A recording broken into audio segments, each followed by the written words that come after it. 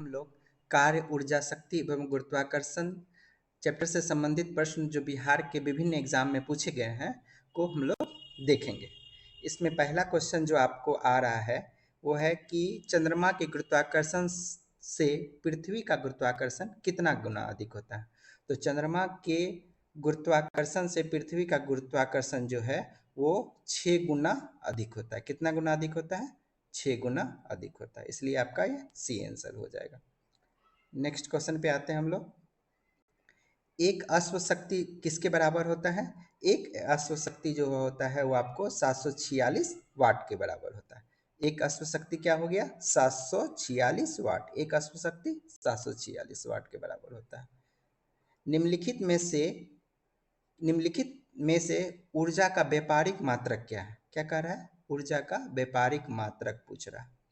तो आप लोग देखे होंगे कि हम लोग के यहाँ जो बिजली बिल का जो ये बिल आता है, बिजली बिल आता है, उसमें ऊर्जा जो है यूनिट में लिखा हुआ होता है। जैसे कि आपके यहाँ 100 यूनिट एक मंथ में बिजली बिल आया, 100 यूनिट, 100 यूनिट आया ऊर्जा का खपत, और उसका आपको रुपया चुकाना पड़ता है। तो एक यूनिट जो होता है, ये एक यूनिट जो होता है वो बराबर होता है 1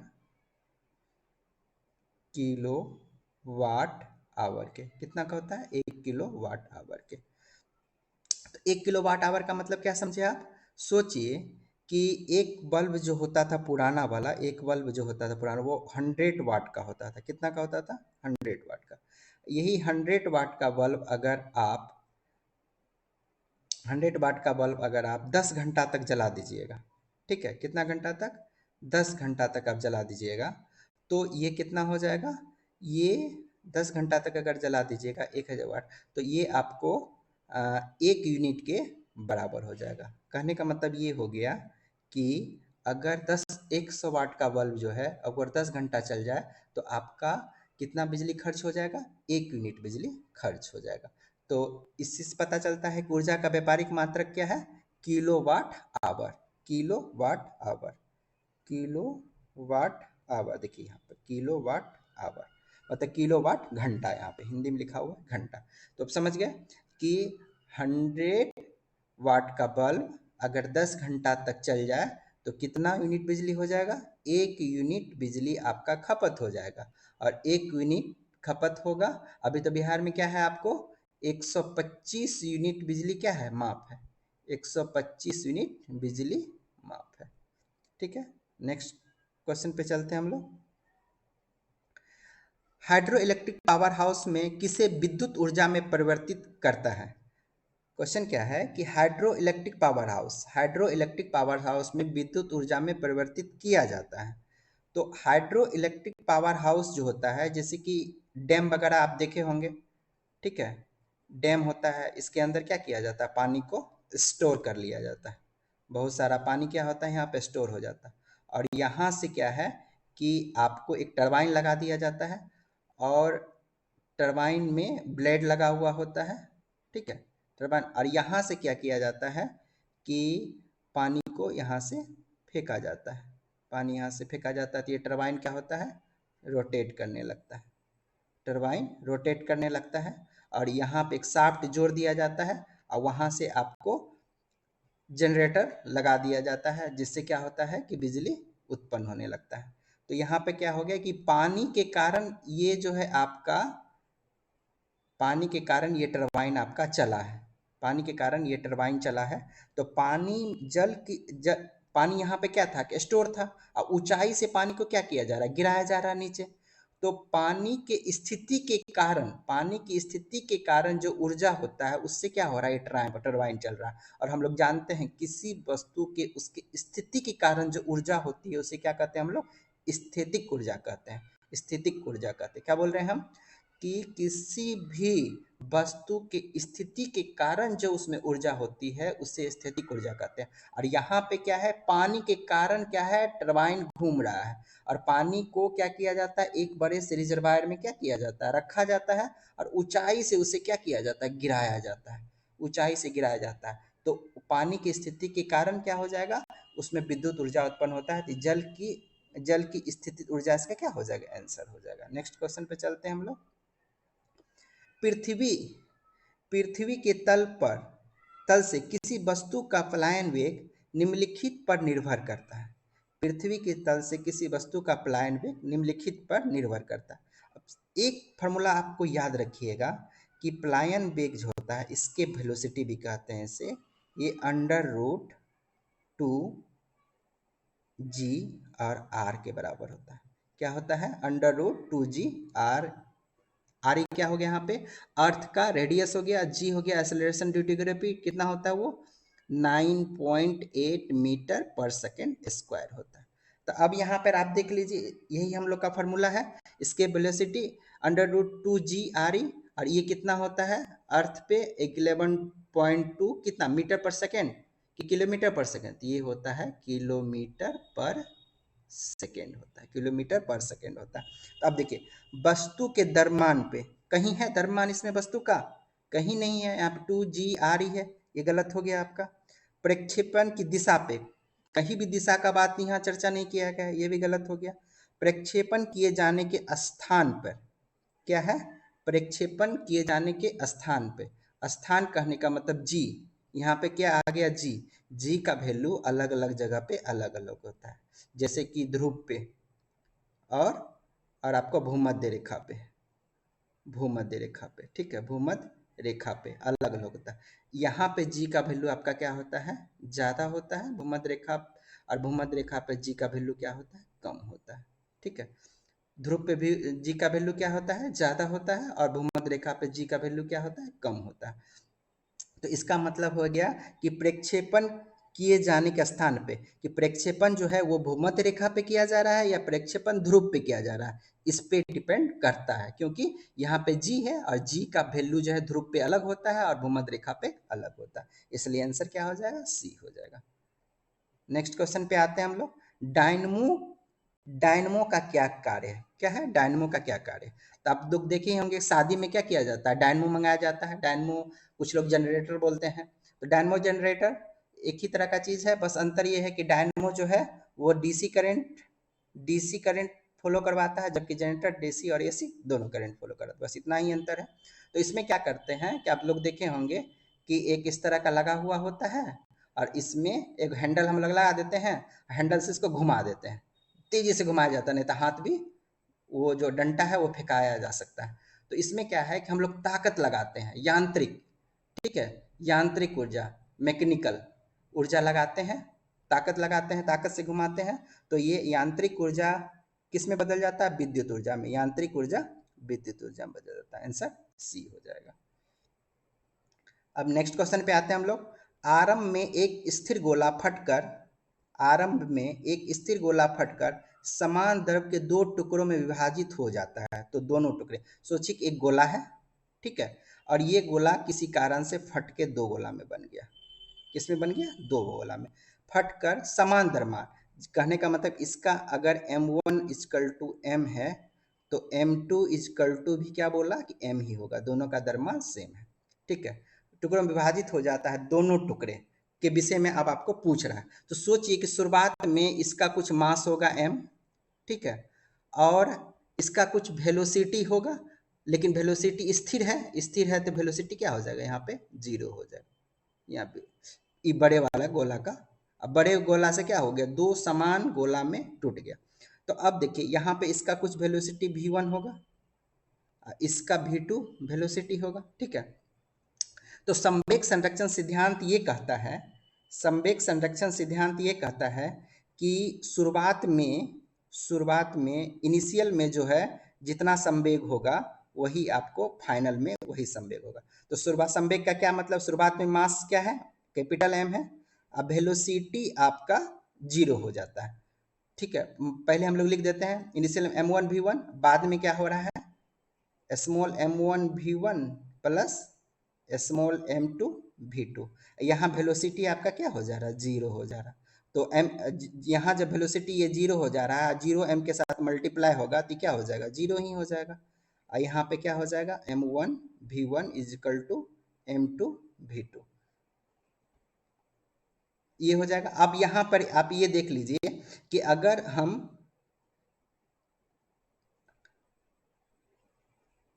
अगर यहाँ प्लस हो जाएगा, अगर हम इस जीरो के इस साइड में इसको लेके आते हैं तो क्या हो जाएगा, एक निगेटिव हो जाएगा, तो मतलब m1v1 is equal to minus m2v2, यहाँ माइनस हो गया। और मास क्या है, मास दोनों का क्या है, m ही है, मतलब m1 और m2 क्या है, बराबर है, तो खत्म हो गया। तो v1 is equal to v2, लेकिन यहाँ क्या है, माइनस का साइन है, यहाँ पे याद रखिएगा। वेलोसिटी भी क्या हो जाएगा, बराबर होगा, लेकिन माइनस का साइन मतलब दोनों एक दूसरे के अपोजिट में मूव करेगा। क्या करेगा, दोनों एक दूसरे के अपोजिट में मूव करेगा। कहने का मतलब एक इधर जाएगा, एक इधर जाएगा आपको, और एक इधर, इसका भी वेलोसिटी भी ही होगा, इसका भी वेलोसिटी भी ही होगा। अब ऑप्शन पे आप देख लीजिए, स्थिर रहेंगे। ऑप्शन क्या बता रहा है कि दो टुकड़े विभाजित, दोनों टुकड़े क्या होंगे, स्थिर होंगे। ऐसा नहीं, आप देख रहे हैं इधर भी वेलोसिटी है, यहाँ पे भी वेलोसिटी है, और यहाँ पे भी वेलोसिटी है, ये गलत हो गया। भिन्न भिन्न वेग से भिन्न भिन्न दिशाओं में चलेंगे, नहीं, हम लोग जो है इसका इक्वेशन निकाल चुके हैं कि v1 is equal to v2, दोनों क्या है, बराबर है। क्या है, v1 is equal to v2, दोनों बराबर है। तो ये वाला भिन्न भिन्न वेग जो है, भिन्न भिन्न वेग का जो चर्चा किया जा रहा है, ये गलत हो गया। समान वेग से विपरीत दिशा में चलेंगे, सही बात है। समान वेग यहाँ पे भी है, यहाँ पे भी है, लेकिन ये इस डायरेक्शन में चल रहा है और यहाँ पे ये अपोजिट डायरेक्शन में। तो ये वाला आपका आंसर सी नंबर हो गया, समझ गए होंगे। नेक्स्ट क्वेश्चन है कि 15 किलोग्राम बल के एक पिंड में 50 न्यूटन का बल 12 मिनट तक कार्य करता है, तो वस्तु की गतिज ऊर्जा निकालने के लिए कह रहा है। क्या कह रहा है, वस्तु की गतिज ऊर्जा। अब देखिए यहाँ पे गतिज ऊर्जा का फॉर्मूला जो होता है हम लोग का, काइनेटिक एनर्जी बराबर होता है हाफ एम वी स्क्वायर। अब हमको क्या सब चाहिए, हमको चाहिए वेलोसिटी, मास। तो मास तो दे दिया हमारा क्या, 15 किलोग्राम, मास दे दिया 15 किलोग्राम, यहाँ से मास हम लोग उठा लिए, मास 15 किलोग्राम। ठीक है, अब यहाँ पे रहा 50 न्यूटन, मतलब फोर्स भी दे दिया, ये 50 न्यूटन का क्या किया, फोर्स दे दिया, 50 न्यूटन का फोर्स दे दिया। अब ये समय कितना दिया, टी बराबर समय दिया 12 मिनट। हम इसको क्या करते हैं, सेकेंड में निकाल लेते हैं। तो सेकेंड में निकालने के लिए क्या करना पड़ेगा, सेकेंड में निकालने के लिए यहाँ पे ये 12 मिनट दिया हुआ है, ये लग रहा है कुछ गलती है। यहाँ पे 1/12 मिनट होना चाहिए, कितना होना चाहिए, 1/12 मिनट, ये याद रखिएगा। तो टी अगर 1/12 मिनट हो जाए तो इसको हम लोग क्या करेंगे, 1/12 को 60 से मल्टीप्लाई करेंगे सेकेंड बनाने के लिए, 12×5 = 60 इज इक्वल टू 5 मिनट हो जाएगा। कितना हो जाएगा, अरे सॉरी, 5 सेकेंड हो जाएगा। कितना हो जाएगा, 5 सेकेंड। और आप एक देख लीजिए कि अब आपके पास क्या है, यहाँ वेलोसिटी है, क्या है, वेलोसिटी। वेलोसिटी यहाँ पे दिया हुआ है और गतिज ऊर्जा में वृद्धि, ठीक है। तो हम लोग जानते हैं कि S बराबर क्या होता है, ut plus half AT square. क्या होता है, S बराबर ut plus half AT square. तो यहाँ पे निश्चित शुरुआत में वस्तु में जो है वो स्थिर है, तो ये वाला आपको क्या हो जाएगा, ये वाला पोर्शन 0 हो जाएगा, और यहाँ पे आपका हाफ ए टी स्क्वायर हो जाएगा, S इक्वल टू, ठीक है। तो यहाँ पे आपका क्या हो जाएगा, एस बराबर U T plus half A T square, यहाँ 1/2, और एक्सेलरेशन, और यहाँ पे आप टाइम निकाल लिए थे 5 सेकेंड, तो 5 का स्क्वायर 25 हो जाता है। एक्सेलरेशन आपको अभी यहाँ नहीं पता है, तो एफ बराबर क्या होता है, मास इंटू एक्सेलरेशन। तो एफ आपको क्या दिया हुआ है, यहाँ से 50 न्यूटन दिया हुआ है, और यहाँ से मास ले आएंगे।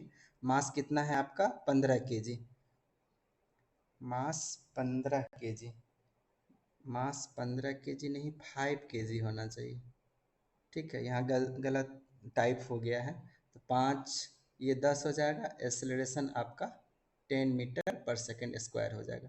तो यहाँ पे क्या हो जाएगा आपका, 1/2 गुना 10 गुना 25, तो ये 5×2 = 10, 25×5 = 125, 125 हो जाएगा।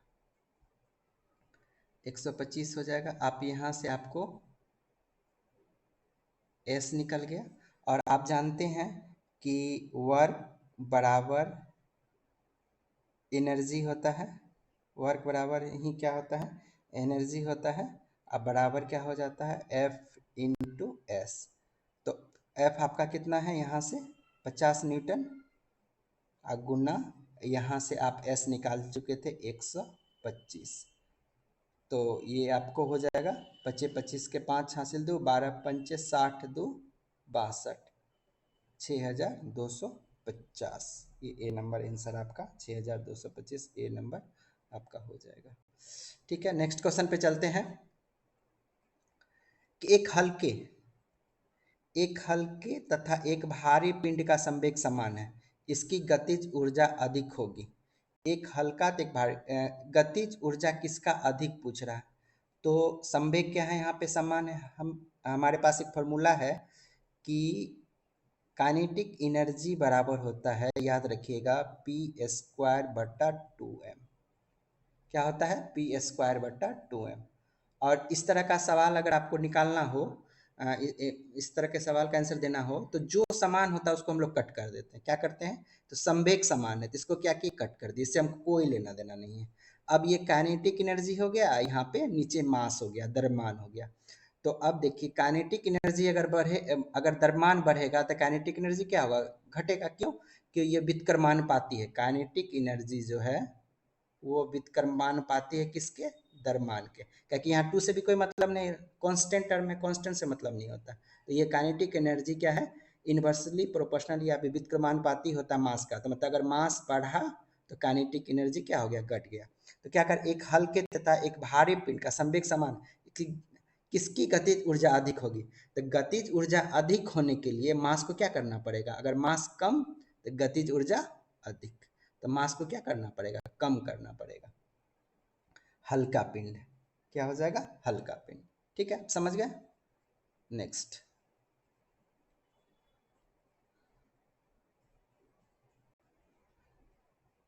कह रहा है कि निम्नलिखित में से किस स्थान पर जी गुरुत्वाकर्षण का मान सर्वाधिक होगा। किस स्थान पर जी का मान सर्वाधिक होगा। देखिए जी के लिए, जी का मान जो है अलग अलग जगह पे अलग होता है। पहला यदि याद रखिए, जी का मान जो है वो जी एम बटा आर स्क्वायर होता है। पहला फॉर्मूला ये होता है। आर यहाँ पे क्या है, मास यहाँ पे क्या है, ये अर्थ का मास है। किसका है, अर्थ का मास है। ये रेडियस है अर्थ का। तो अब ये देखिए जी जो है ये दो जगह अलग अलग होता है, ध्रुव पे और भूमध्य रेखा या विषुवतीय रेखा करते हैं भूमध्य रेखा पे, ध्रुव पे और भूमध्य रेखा पे। तो ध्रुव पे क्या होता है, आर का वैल्यू, आर का वैल्यू जो होता है वो कम होता है, और जबकि भूमध्य रेखा पे आर का वैल्यू क्या होता है, ज़्यादा होता है। अब देखिए वही है, यहाँ पे जो आपको ये है, ये कांस्टेंट टर्म पे इसको हम हटा दिए, जी बराबर क्या हो गया, 1/r का स्क्वायर। कहने का मतलब अगर आर ज़्यादा तो जी का वैल्यू क्या हो जाएगा, कम। आर अगर ज़्यादा तो जी का वैल्यू कम हो जाएगा। तो आर किसका ज़्यादा है, आर भूमध्य रेखा पे ज़्यादा है। तो भूमध्य रेखा पे आर ज़्यादा है तो भूमध्य रेखा पे जी का वैल्यू क्या हो जाएगा, कम हो जाएगा। और यहाँ पे अगर ध्रुव पे आर का वैल्यू ज़्यादा है, ये आर का वैल्यू कम है, तो जी का वैल्यू क्या हो जाएगा, यहाँ पे जी का वैल्यू ज़्यादा हो जाएगा। तो कुछ पूछ रहा है किस स्थान पे गुरुत्वाकर्षण मार्ग सर्वाधिक होगा। तो अधिक पूछ रहा है तो कहाँ पे हो जाएगा, क्योंकि ये अंटार्कटिक बोल रहा है, ये ध्रुव है। ध्रुव पे जी का वैल्यू क्या होता है, ज़्यादा हो जाता है। ध्रुव पे जी का वैल्यू ज़्यादा होता है। अब ये देखिए माउंट एवरेस्ट का चोटी भी बोल रहा है, लेकिन आप एक चीज़ याद रखिएगा, अर्थ है, अर्थ के सरफेस से ऊपर जाएंगे जी का वैल्यू घटेगा, अर्थ सरफेस के अंदर जाएंगे जी का वैल्यू घटेगा। चाहे ऊपर जाओ चाहे अर्थ सरफेस के अंदर जाओ, जी का वैल्यू हमेशा क्या होगा, घटेगा। तो माउंट एवरेस्ट, एवरेस्ट का मतलब क्या हो गया, अर्थ सरफेस से ऊंचाई पे है, अर्थ सरफेस से इसकी ऊंचाई है, यहाँ पे जी का वैल्यू क्या होगा। कुतुब मीनार क्या है, अर्थ सरफेस पे है कुतुब मीनार, तो इस पे भी क्या होगा, जी का वैल्यू यहाँ कम हो जाएगा। अब भूमध्य रेखा पे आप लोग देख लिए कि यहाँ पे आर का वैल्यू ज़्यादा तो आर का वैल्यू अगर ज़्यादा तो जी का वैल्यू कम हो जाएगा। तो आंसर आपका डी हो जाएगा। नेक्स्ट क्वेश्चन, कार्य का मात्रक क्या है? कार्य का मात्रक क्या हो जाएगा आपको?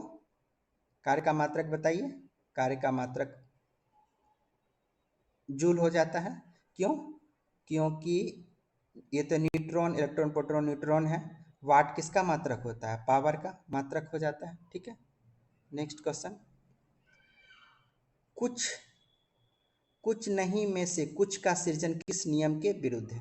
कुछ नहीं में से कुछ का सृजन मतलब जीरो, कोई चीज जीरो है, यहां से कुछ आप बना दीजिए, 1 बना दीजिए, 2 बना दीजिए, कुछ भी बना दीजिए। तो ऐसा ये कह रहा है कि ये कब गलत है, किसके विरुद्ध है? कौन ऐसा नियम है जिसके विरुद्ध है? तो ये कहा जाता है कि E बराबर mc²। एनर्जी जो है वो जब बदलता है तो वो मास में बदल सकता है, ठीक है, या मास एनर्जी में। कहने का मतलब ये हो गया कि एनर्जी जो है एक फॉर्म से दूसरे फॉर्म में क्या होता है? परिवर्तनशील होता है। एनर्जी को ना तो क्रिएट कर सकते हैं ना तो डिस्ट्रॉय कर सकते हैं, बस इसे एक फॉर्म से दूसरे फॉर्म में हम लोग बदल सकते हैं। और यहाँ पे क्या हो रहा है? एनर्जी को, एनर्जी है तो ही इसको एक फॉर्म से दूसरे फॉर्म में बदल सकते हैं। अगर एनर्जी नहीं है तो इसको बना नहीं सकते। लेकिन यहाँ क्या कह रहा है कि कुछ नहीं है तो भी आप कुछ बना दीजिए। लेकिन ये फर्स्ट लॉ जो एनर्जी का है वो द्रव्यमान ऊर्जा संरक्षण द्रव्यमान ऊर्जा का संरक्षण सिद्धांत जो है ये इसका क्या हो रहा है? गलत। ये द्रव्यमान ऊर्जा संरक्षण सिद्धांत ये कहता है कि एनर्जी को तो बना ही नहीं सकते हैं, लेकिन यहाँ जीरो से क्या करना है? 1 बना देना है, कुछ ना कुछ बना देना है। तो ये इसका क्या हो जाएगा? विरुद्ध हो जाएगा। ठीक है। अब नेक्स्ट क्वेश्चन, इनमें से कौन सा बायोमास ऊर्जा नहीं है? बायोमास ऊर्जा, बायोमास का मतलब क्या हो जाता है? पेड़ पौधा जीव जंतु, इसी को क्या कहते हैं? बायोमास। जैसे खर पतवार हो गया, आ, अनाज वगैरह का हो गया, गाय का गोबर हो गया, ये सब क्या होता है? बायोमास में गिनती आता है। तो इसमें पूछ रहा है कौन बायोमास ऊर्जा नहीं है?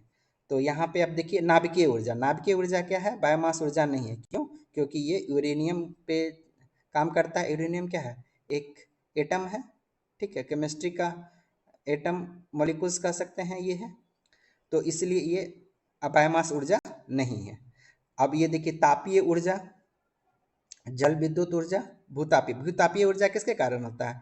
भूतापीय ऊर्जा जो होता है धरती के अंदर जो उष्मा होता है उसी के कारण क्या होता है? भूतापीय ऊर्जा होता है। जल विद्युत ऊर्जा क्या हो गया? जल के कारण जो विद्युत उत्पन्न करते हैं, हम लोग देखे थे ना अभी कि कोई डैम होता है, डैम से क्या करते हैं? वहां से पानी गिराते हैं और उसे टरबाइन घुमाते हैं तो इलेक्ट्रिसिटी जनरेट होती है, उसी को हम लोग जल विद्युत ऊर्जा कहते हैं। तापीय ऊर्जा क्या हो गया? तापीय ऊर्जा हो गया कि जैसे बायोमास है, बायोमास से हम लोग, बायोमास जैसे कोयला ही हो गया, कोयला से क्या करते हैं? पानी गर्म कर देते हैं और उससे टरबाइन चलाते हैं। तो ये तो आपका हो गया बायोमास ऊर्जा है, ठीक है, ये बायोमास ऊर्जा है। और बायोमास ऊर्जा कौन नहीं है? तो जल विद्युत ऊर्जा भी बायोमास ऊर्जा नहीं है, नाभिकीय ऊर्जा भी बायोमास ऊर्जा नहीं है, और भूतापीय ऊर्जा भी बायोमास ऊर्जा नहीं है। इसका मतलब ये जो है ये आपका यहाँ पे गलत दे दिया है। यहाँ नहीं के जगह पे क्या होना चाहिए था? नहीं के जगह पे हाँ होना चाहिए था। तो कौन सा बायोमास ऊर्जा है? तो आंसर क्या हो जाता है? भूतापीय ऊर्जा। ये तीनों का तीनों क्या है आपका? बायोमास ऊर्जा नहीं है। ना ही जल विद्युत ऊर्जा बायोमास ऊर्जा है, ना ही नाभिकीय ऊर्जा बायोमास ऊर्जा है, ना ही भूतापीय ऊर्जा बायोमास ऊर्जा है। नेक्स्ट क्वेश्चन कह रहा है कि जब गर्म पानी के सोते हॉट स्प्रिंग का इस्तेमाल विद्युत उत्पन्न करने में होता है तो इस प्रकार की ऊर्जा को क्या कहते हैं? अभी जस्ट हम लोग देखें, हॉट स्प्रिंग क्या है? धरती के अंदर जो उष्मा के कारण, ठीक है, धरती के अंदर जो उष्मा के कारण जो फवारा वगैरह निकल जाता है, ठीक है, तो उससे जो इलेक्ट्रिसिटी जनरेट करने का जो प्रोसेस है उसी को क्या कहते हैं? भू उष्मीय ऊर्जा। धरती के अंदर का उष्मा जो बाहर की ओर निकलता है जिसका इस्तेमाल हम लोग विद्युत उत्पादन में करते हैं उसे क्या कहते हैं? भू उष्मीय ऊर्जा। इसका आंसर क्या हो जाएगा आपका? सी नंबर हो जाएगा। नेक्स्ट क्वेश्चन पे आते हैं हम लोग, निम्नलिखित में से कौन सी उष्मा की इकाई नहीं है? उष्मा की इकाई नहीं है। तो कैलोरी उष्मा की इकाई है, ठीक है, कैलोरी क्या है? उष्मा की इकाई। हम लोग मानव लोग जो आदमी जो खाना खाता है उसको कैलोरी में, अब सुने होंगे caloric caloric value, caloric value मतलब प्रोटीन में कितना कैलोरी ऊर्जा होता है, वसा में कितना कैलोरी ऊर्जा प्राप्त होता है, तो ये सारा क्या हो गया कैलोरी, फूड वगैरह कैलोरी में ही देखा जाता है। बीटीयू क्या हो गया, ब्रिटिश थर्मल यूनिट, बीटीयू क्या हो गया ब्रिटिश थर्मल यूनिट। और ये एक्चुअली में रेफ्रिजरेटर वगैरह में इसका इस्तेमाल किया जाता है।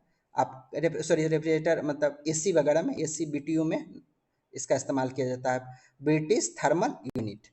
जूल हो गया, ये ऊर्जा की इकाई है, आप लोग जान ही रहे हैं ऊर्जा की इकाई है। फोन क्या है, ये फोन मतलब फोन कहने का मतलब ये हो गया कि हम लोग जो बोलते हैं ध्वनि तरंग, ध्वनि तरंग के लिए इसका इस्तेमाल किया जाता है। इकाई कौन सा नहीं हो गया, आंसर हो जाएगा आपका डी हो जाएगा। शक्ति, शक्ति का मात्रक क्या है, शक्ति के कहते किसको है, कार्य करने के दर को, कार्य करने के दर को। तो कार्य का मात्रक क्या हो जाता है आपको, जूल पर सेकेंड, जूल पर सेकेंड। अब देखिए, अब यहाँ क्या दिया है, वाट पर सेकेंड। अब देखिए ये तो खुद ही पावर जो होता है इसका यूनिट ही खुद क्या होता है, वाट होता है। और देखिए वाट पर सेकेंड कंफ्यूज करने के लिए दे दिया, नहीं, जूल पर सेकेंड को ही क्या कहते हैं हम लोग, वाट कहते हैं, जूल पर सेकेंड को वाट कहते हैं, इसलिए आंसर गलत हो गया। जूल तो होगा नहीं, जूल पर सेकेंड हो जाता है, ये गलत हो गया। और किलो जूल तो सिर्फ जूल ही है, और ये आंसर आपका वाट हो जाएगा। ठीक है। पृथ्वी की भ्रमण गति, पृथ्वी की भ्रमण गति कितना है, पृथ्वी याद रखिएगा 28 किलोमीटर प्रति सेकेंड है, पृथ्वी की भ्रमण गति 28 किलोमीटर प्रति सेकेंड है।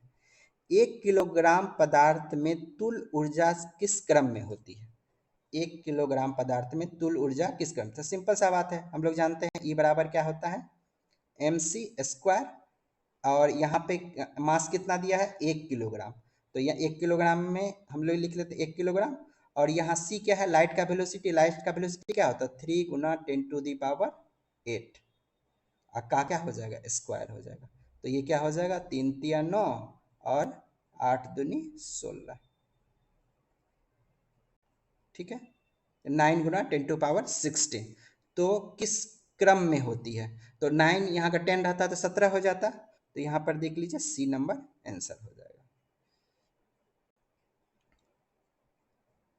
निम्नलिखित कण एक ही गतिज ऊर्जा के साथ चल रहे हैं, निम्नलिखित कण एक ही गतिज ऊर्जा के साथ, इनमें से सबसे अधिक संवेग किसका होगा, वही फार्मूला फिर से याद रखिए, क्या होता है, काइनेटिक एनर्जी बराबर होता है पी स्क्वायर बटा 2m, ये याद रखना है।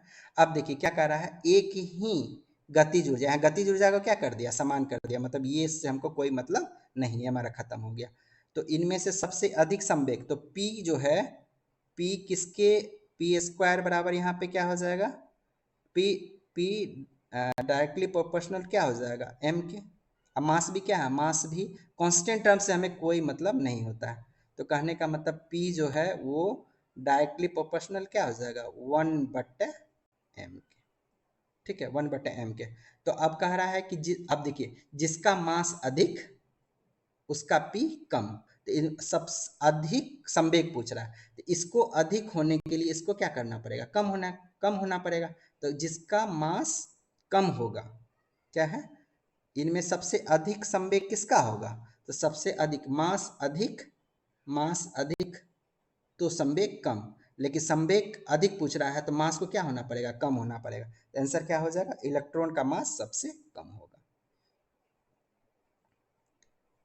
क्या कर रहा है, एक पिंड एक मशीन द्वारा चलाया जाता है, 3 समय तक वो स्थिर शक्ति प्रदान करती है, पिंड द्वारा चली गई दूरी समानुपाती होती है, तो पिंड द्वारा चली गई दूरी जो समानुपाती होती है किसके, T⁻3/2 के, तो T⁻3/2 के होते हैं। तो इसका थोड़ा सा कॉम्प्लिकेटेड होता है, उतना आप ध्यान में नहीं रखिए, ऐसे मैं ठीक है रहने दीजिए इसको।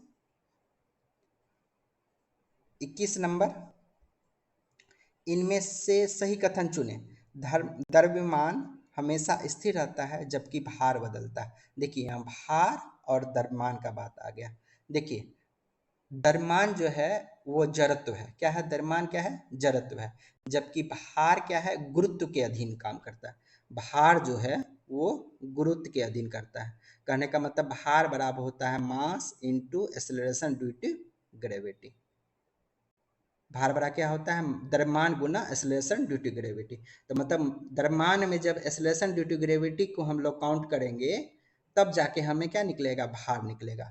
तो कहने का मतलब ये है कि भार जो है वो किस पे डिपेंड कर रहा है, मास पे भी और द्रव्यमान एक्सेलरेशन ड्यू टू ग्रेविटी पे भी। किस पे डिपेंड कर रहा है, द्रव्यमान पे और एक्सेलरेशन ड्यू टू। अगर ये जी का वैल्यू अगर बदल जाएगा तो भार क्या हो जाएगा, बदल जाएगा। इसलिए तो बोला जाता है कि चंद्रमा पे जी का वैल्यू क्या होता है, कम होता है, G/6 होता है, तो वहाँ भार क्या होता है, कम होता है किसी भी आदमी का भार। लेकिन द्रव्यमान क्या हो जाएगा, चंद्रमा पे भी वही होगा और धरती पे भी द्रव्यमान वही होगा। तो द्रव्यमान हमेशा स्थिर रहता है जबकि भार बदलता है, सही बात है। द्रव्यमान चंद्रमा पे भी वही होगा और धरती पे वही होगा, लेकिन भार जो है जी के कारण क्या होता है, जी के कारण भार चंद्रमा पे अलग हो जाता है और धरती पे अलग हो जाता है। ठीक है, नेक्स्ट चलते हैं। पृथ्वी पर किसी वस्तु का पलायन वेग, चंद्रमा पर उस वस्तु के पलायन वेग से क्या होगा। तो अब देखिए पलायन वेग का फॉर्मूला हम लोग देखे थे, भी इसके वेलोसिटी बराबर क्या होता है, √2 GR। क्या होता है, √2 GR होता है। अब देखिए यहाँ पे ये जी आ गया, जी क्या होता है, चंद्रमा पे अलग होगा और धरती पे अलग होगा। धरती पे जी होगा तो चंद्रमा पे क्या हो जाएगा, G/6 हो जाएगा। तो अब कह रहा है चंद्रमा पर उस वस्तु का पलायन वेग से होगा।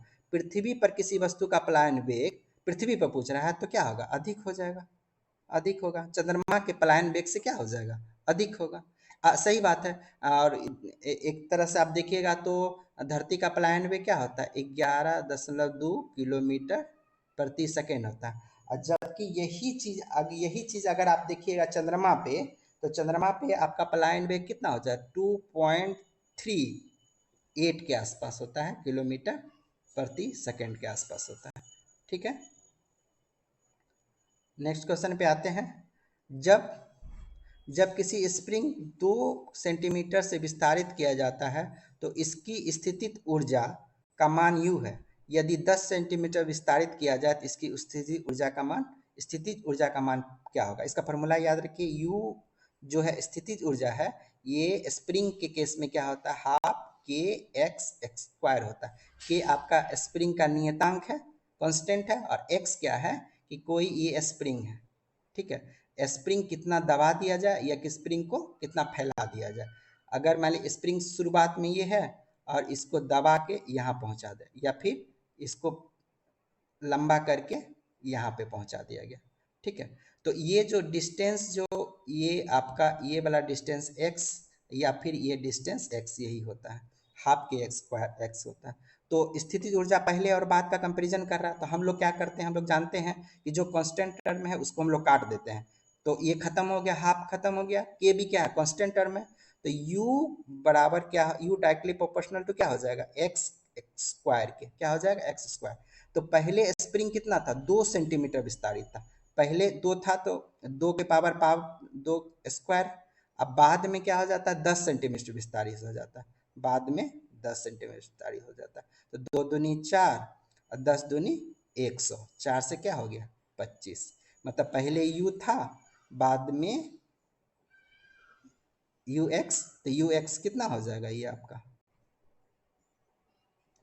ux बराबर, तो ये आपका हो गया यू एक्स अगर हमको निकालना है तो ये 25u हो जाएगा। क्या हो जाएगा, 25u, ये 25u ही होगा। ठीक है, नेक्स्ट पे आते हैं हम लोग। यदि किसी वस्तु का वेग यदि किसी वस्तु का वेग दुगुना कर दिया जाए तो उसकी गतिज ऊर्जा क्या होगी। अब सीधे फॉर्मूला लिखिए गतिज ऊर्जा का काइनेटिक एनर्जी बराबर होता है हाफ mv²। हम लोग क्या करते हैं, जो कांस्टेंट टर्म होता है उसको हटा दो, उससे कोई मतलब नहीं। यहाँ पे हाफ कांस्टेंट टर्म है, किसी वस्तु का वेग दुगुना उसकी गति ऊर्जा, यहाँ पे मास बताना चाहिए था कि मास का क्या होगा, तो मास मास बताया नहीं तो हम इसको भी कांस्टेंट करके खत्म कर देंगे। तो यहाँ पे अब काइनेटिक एनर्जी क्या हो जाएगा, डायरेक्टली प्रोपोर्शनल टू वेलोसिटी का हो जाएगा। अब देखिए किसी वस्तु का वेग दुगुना का मतलब 2 पे पावर 2 क्या हो जाएगा, 4, काइनेटिक एनर्जी 4 गुना हो जाएगा, 4 गुनी हो जाएगी। अब नेक्स्ट पे आते हैं। यूरोप के किस प्रथम वैज्ञानिक ने खोज की कि पृथ्वी सूर्य के चक्कर लगाती? क्या होता है? कॉपरनिकस। कॉपरनिकस ने ये बताया कि सूर्य के चारों ओर पृथ्वी चक्कर लगाती है। सूर्य के चारों ओर पृथ्वी क्या करती है? चक्कर लगाती है। इससे पहले क्या था कि ये माना जाता था कि सूर्य ही क्या करती है? वो चक्कर लगाती है। नेक्स्ट क्वेश्चन, यदि किसी गतिशील वस्तु का द्रव्यमान आधा कर दिया जाए, वो चाल दुगुनी कर दिए जाए, तो गतिज ऊर्जा क्या होगी? सिंपल सा बात है, हम लोग के पास वही फॉर्मूला है, kinetic energy is equal to half M V square. अब देखिए द्रव्यमान आधा, मतलब यहाँ द्रव्यमान भी ठीक है और चाल भी है, तो दोनों चीज यहाँ पे है, तो इसको नहीं काटेंगे, सिर्फ हाफ को काट देंगे। तो शुरुआत में काइनेटिक एनर्जी ई, शुरुआत में m और v, बाद में हम लोग x करके निकाल लेते हैं, तो द्रव्यमान क्या हो जाता है? आधा, मतलब m/2। और चाल क्या हो जाता है? दुगुना। चाल क्या हो जाता है? दुगुना, मतलब दो दूनी, चाल दुगुना मतलब 2v का स्क्वायर। तो दो दूनी चार, चार हो गया यहाँ से, तो एक आपका यहाँ पर क्या हो गया? अच्छा फिर से लिख ही देता हूँ मैं, एम वी स्क्वायर, यहाँ पे m/2 इंटू दो दूनी चार भी, तो दो दूनी चार, यहाँ दो हो गया, यहाँ m भी स्क्वायर ही है, ये आपका यहाँ पे क्या हो जाएगा? खत्म हो गया। तो ये क्या हो जाएगा आपको? दो दूनी चार, दो दो गुनी हो जाएगी, दो गुनी हो जाएगी, काइनेटिक एनर्जी दो गुनी हो जाएगी।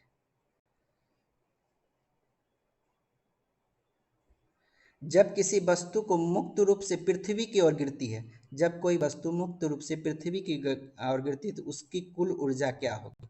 देखिए ऊर्जा जो है वो यांत्रिक ऊर्जा जो होता है, या तो वो पोटेंशियल एनर्जी होता है, एक आपको काइनेटिक एनर्जी होता है। तो कभी भी कोई वस्तु अगर गिर रहा है, तो इसका मतलब कहीं होगा वो, तो उसके स्थिति के कारण जो उसमें क्या है? स्थितिज ऊर्जा है। और जब ये वस्तु गिरना शुरू करती है, तो यही स्थितिज ऊर्जा किस में बदलती जाती है? काइनेटिक एनर्जी में। तो हर पॉइंट पे, चाहे वस्तु यहाँ हो चाहे वस्तु यहाँ हो, तो इसका क्या होता है कि इसका स्थितिज ऊर्जा जो है काइनेटिक ऊर्जा में बदलता जाता है। इसका मतलब हर पॉइंट पे स्थितिज ऊर्जा और काइनेटिक ऊर्जा का वैल्यू हमेशा क्या होगा? समान होगा। चाहे इस पॉइंट पे ले लिए, चाहे इस पॉइंट पे ले लीजिए, चाहे इस पॉइंट, किसी भी पॉइंट पे स्थितिज ऊर्जा और काइनेटिक ऊर्जा का वैल्यू हमेशा समान होता है।